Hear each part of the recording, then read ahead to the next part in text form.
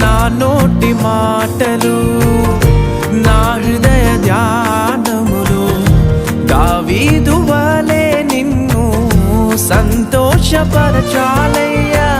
మహిమోన్నతుడా మా గొప్ప దేవా, నా మనసారా నిన్ను పొగడదయ్యా. ప్రతి ఉదయమునా ప్రతి సాయంత్రము నిన్ను స్తుతించెద నా యేసయ్యా. ప్రతి వాక్యమును